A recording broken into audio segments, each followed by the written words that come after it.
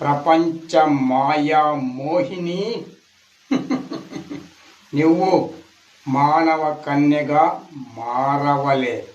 ఈ విషాన్ని తీసుకెళ్ళి రాజాసాబ్కు ఇవ్వవలే. ఆ తరువాత రాజాసాబు చచ్చిపోవలే.